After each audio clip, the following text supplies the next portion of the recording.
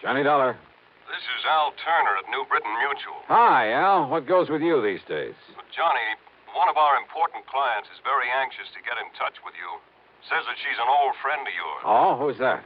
Her name is Mrs. Virginia Haskell. Virginia Haskell? That's right. Sorry, Al, but I'm afraid I never heard of her. Before she got married, about a year ago, her name was Van Doren. Chinny Van Doren? Yes. Oh, well, now that's something else again. And I mean something. Well, then you do know her. One of the most delectable bits of feminine pulchritude I ever ran up against. Believe me, a young man's fancy didn't have to wait for spring to turn to thoughts of her. Now, what's that mean? Oh, Al, even I had serious ideas about that gal at one time. Oh? Yeah, right after college. Isn't every kid of that age intrigued by the idea of marrying into a fortune? And very beautiful. At least she was when I knew her. Still is, Johnny. So she's married to somebody by the name of Haskell, huh? Gordon Haskell. They live on Birch Brook Road, down in Bronxville, New York. Funny. What? Well, when I knew her, that blonde charmer didn't have eyes for anybody but Paul Snowden. Who's Paul Snowden? Childhood sweetheart, that sort of thing. Poor boy, making good on his own, you know the bit. Ah, yes. Too proud to marry her because of her money. But she swore that she'd never marry anybody else, that he was her one true love. But I guess she changed her mind. What did she want to see me about, Al? She didn't say. She did make it clear, however, that it has to do with some of the family insurance. Well, that's as good an excuse as any. Well, then, do you want to run on down there? For a longing look at the gorgeous Ginny Van Doren? But it'll cost you money, Al. Listen, Johnny, with the premiums we get for all the insurance she carries, life, house, property, and so on, the sky's the limit. Brother, have you stuck your neck out? Well, now, that doesn't mean you have Albert, to... I'll be in touch.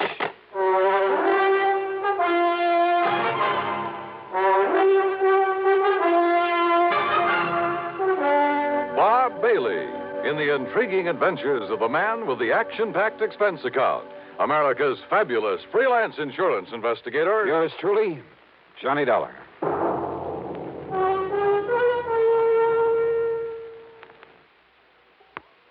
And now, Act One of yours truly, Johnny Dollar.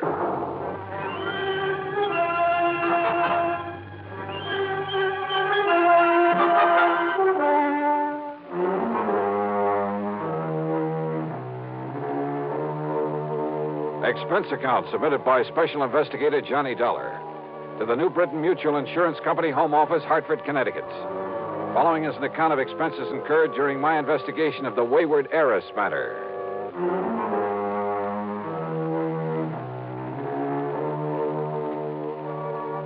I decided it might be handy to have my own car along for this one, so expense account item 1, $4.25 for a tank full of gas. I picked up the freeway and headed south and west to fashionable Westchester County, New York. To me, Bronxville has always been one of New York's most charming suburbs. Only about 20 miles north of the big city, it's full of beautiful homes with lots of trees and expensive landscape properties. There's a lot of wealth in Bronxville. The Haskell home on Birch Brook Road was a huge English-type affair, built of stone and stucco, the kind of place that'll last 100 years. 18 or 20 rooms, I'd guess, and surrounded by well-kept lawns and flower gardens, oak and sycamore trees, and neatly trimmed hedges. Yep, a big hunk of the Van Doren oil money must have gone into it, unless young Haskell was mighty rich. Virginia, looking every bit as beautiful as I'd remembered her from college back in the Midwest, greeted me like a long-lost, well, brother, darn it. And, Johnny, I'm so glad you could come. I'm worried, sick. Worried about what, Jenny? Gordon, my husband. Well, look, it's none of my business, but it kind of surprised me to learn you'd married somebody other than Paul Snowden. It's Paul who has me worried, Johnny. Oh? Yes. How? Well, back in the old days in college, I wasn't interested in anybody in the world but Paul. I mean, seriously. Yeah, I remember. The rest of us couldn't get to first base with you. I loved him, Johnny. And I hoped that as soon as he could get established in a business of some kind, he'd ask me to marry him. Well, what stopped him, Jenny? Money. When Father died and all the Van Doren money came to me, Paul suddenly changed. He stopped seeing me. He even avoided me. So then, well, I guess what I did was make a mistake. What was that? I went to see him at his little plant there in Chicago. Chicago? That's where we were living then. And, Johnny, the only reason he stayed there was to be close to me. So you went to see him? Yes. And I proposed to him. Oh? Also, well, this was the big mistake. I offered to finance the machine tool business that he was trying so hard to build up. But he didn't like that and told me so. I'm afraid there was quite a scene there. You've just been looking down your nose at me all these years. It's been nothing but pity. Paul! Yeah, poor, timid little me. Needs help. Maybe needs mothering by somebody who pities him.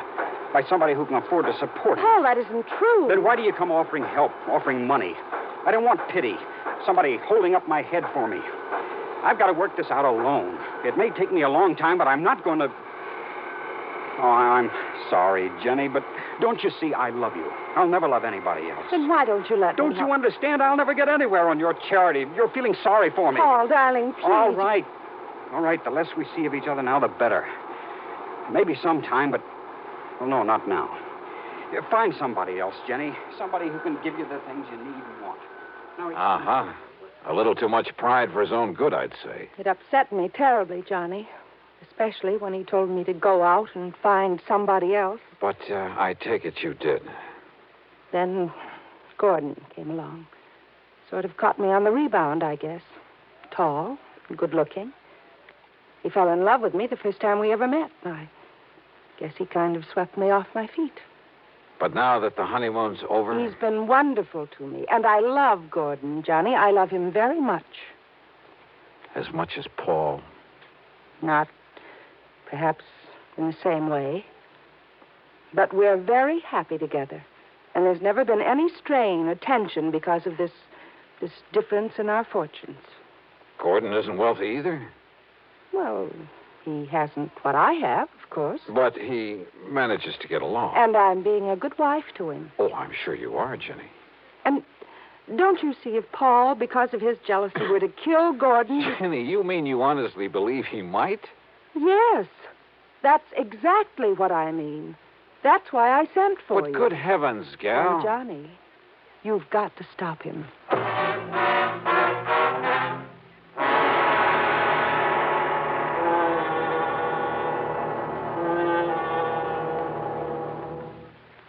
And now, Act Two of yours truly, Johnny Dollar and the Wayward Heiress matter.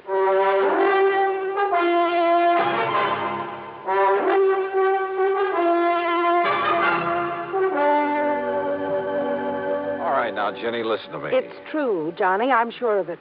Paul Snowden has come here to kill my husband. He's told you as much? Haven't you been listening to me? Well, of course I have. Maybe my marriage to Gordon was on the rebound, on the spur of the moment. Call it anything you like, but it was Paul who turned me down. At least for the time being. I told you what he said. And simply because of a misguided sense of pride, because you had money and he didn't. Yes. Well, how did Paul take it when he learned that you were going to marry Gordon, I mean? He was terribly angry. He made all sorts of wild threats. Well, now, that doesn't necessarily... He said that he would kill anybody else who married me, and he will, Johnny. Does he know Gordon? He's never seen him. But he wants to kill him? Oh, Jenny, that doesn't make any sense. Don't you understand? It was to get away from Paul that Gordon and I came here to get married and settle down. Well, because you were afraid you might still be in love with Paul. It isn't a very nice thing to say, Johnny. But it could be true, couldn't it? Is Gordon in business here in the East? Well, I've helped him to start one, Johnny. A little importing business. What did he do before? Jenny? Well, his family had quite a bit of money once. They lost it all in some bad speculations. And, well, if you must know, Gordon just sort of played around for a while. Did Paul know all this? I don't know. Because if he did, maybe you shouldn't blame the poor, hard-working guy for not liking him. But Gordon is good, and he's good to me. He's good to you. Seems to me you're the one You mustn't say that, Johnny. He is good to me. And he's all I have now. If only Paul hadn't found out where we've come to live. Oh, look, Jenny, I'm an insurance investigator, not a love counselor, and... Oh, what's the matter? Don't you believe me? All I've told you? Or are you just trying to be very cold-blooded about this? Jenny! All right, then. This happens to be a cold-blooded insurance matter. For the simple reason that Gordon's life is insured. And if you have no heart, If all you can think about is business, all right. It's your job to keep Paul from killing Gordon. Now, listen, Ginny, you've been married nearly a year. Nothing's happened, nothing at all. Yet now, all of a sudden... Because Paul has come here. He telephoned me. And there can be only one reason why he's here. I doubt that. But where is he? In New York, at a hotel. What hotel? He didn't say. Well, is he coming out here to the house? He said he wouldn't come until he could be sure that Gordon was here. And then? Then to prepare for the worst. Those were his very words, Johnny. Prepare for the worst. Wasn't Gordon here when he phoned? Yes, but I didn't tell him that. Where's Gordon now? Over in Larchmont at the Beverly Arms. In hiding, in other words. I want him to stay there until something can be done about Paul, that's all. Well, if Paul's so all-fired determined... He is, Johnny. He always was. That could be a pretty admirable quality, Ginny. Of course it is. But when he's determined to do such a horrible... Johnny, I don't understand you, the way you're taking all this.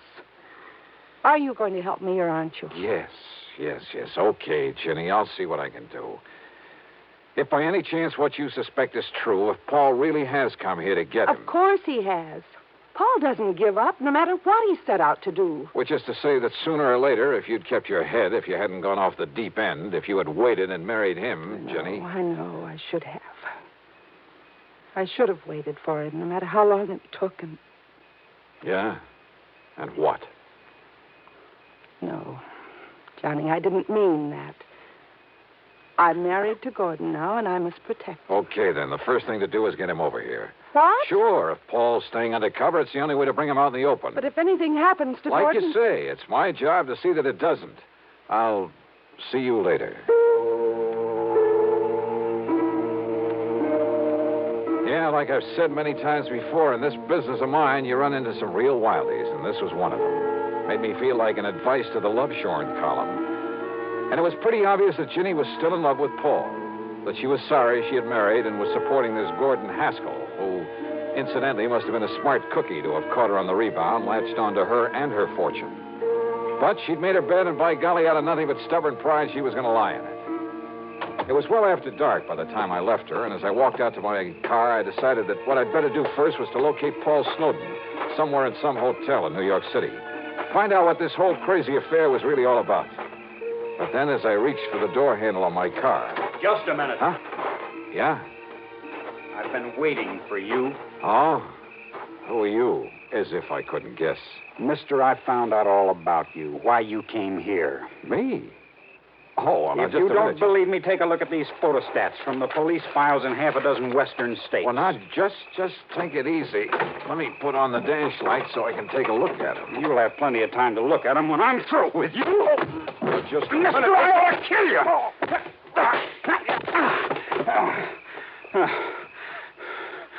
All right, now. You want some more? Johnny, what on earth's going on out there? Huh? Johnny? What? Johnny! Oh, no.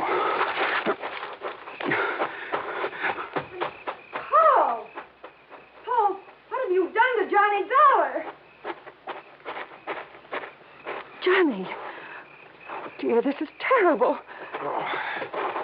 Well, it ain't exactly good. That was Paul. I saw him. Yeah, so I figured. He must have found out that I sent for you.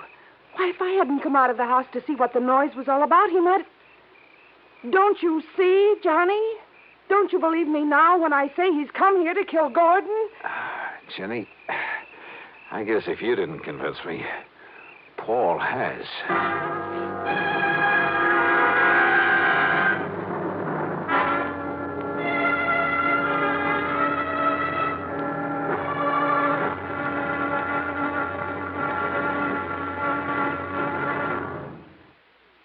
Now, Act 3 of yours truly, Johnny Dollar.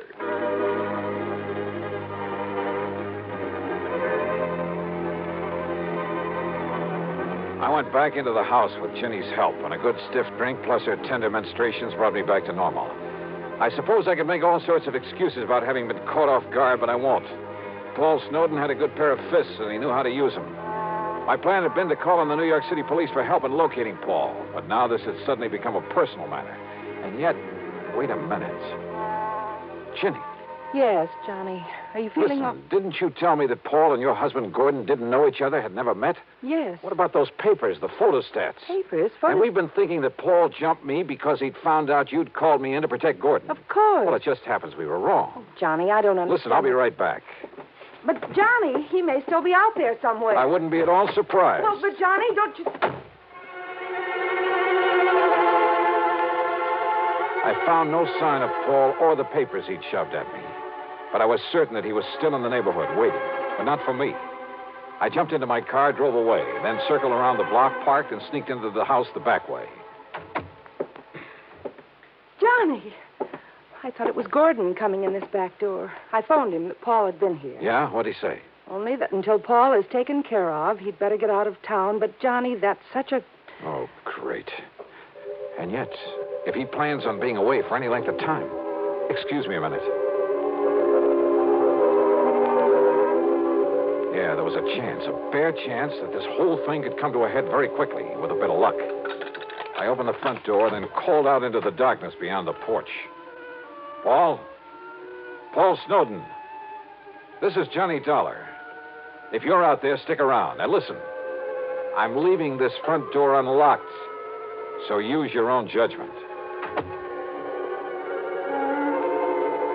I went back into the library. Standing there with Ginny was a man, a few years older, slightly gray around the temples. He had a worried, furtive look about his eyes. He was momentarily startled when I walked in on him. Johnny. Gordon, this is Johnny Dollar. Hiya, Gordon. He sneaked in the back way, Johnny. But I'm not staying around to get killed. Now, listen, Virginia. Gordon, it'll be all right now. No, I don't know who Dollar is or why you've called him in, but I'm not staying around here with Paul Snowden gunning for me. You're afraid of him, Gordon? Wouldn't you be? Come on, Virginia. Open up the safe. You've got plenty of money in it, I know. But look, darling... Come on, get it for me. Give it to me. But to run away like this... Oh, because Paul wouldn't run away. You know that isn't what I... Give me the money, Virginia. Or do you want a dead husband on your hands? Well... Now, listen, Gordon. You listen. This is none of your business. I wouldn't be too sure of that. Well, I am, Virginia. Now, just a minute. Will you keep out of this? No. Oh, yes, you will. You see what I mean? Gordon, that gun... You... Give me that money so I can save my life. Put that thing down, Gordon. Stand back, Dollar. I'll pull this trigger. Brother, that's what you think.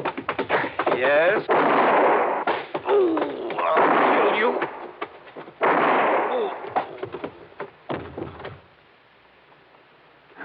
Thanks, Paul. I aimed low, Dollar. I'm afraid he'll live. Yeah, he'll be okay. Should have killed him, I guess. But I'd rather see him face the courts. Paul, what are you talking about? Those photostats you have? Yeah. Police files all over the West. He has a record as long as your arm, under various names. Wealthy women. Married them, took their money. Oh, no. Yes, Jenny. And some of them... Well, he killed them. Paul, I didn't know. I didn't know. I'm sorry, Dollar, about what happened outside earlier, but in the darkness, I thought you were Gordon. It's, okay, Paul. You've, more than made up for it.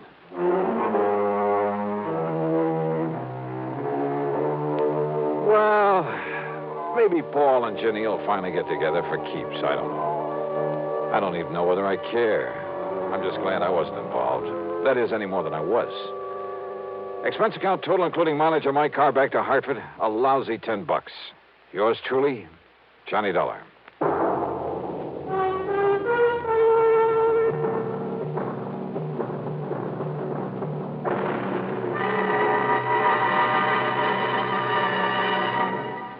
Our star will return in just a moment. Now, here's our star to tell you about next week's story. Next week, a sweet little old lady involved in one of the dirtiest rackets I know. Join us, won't you? Yours truly, Johnny Dollar.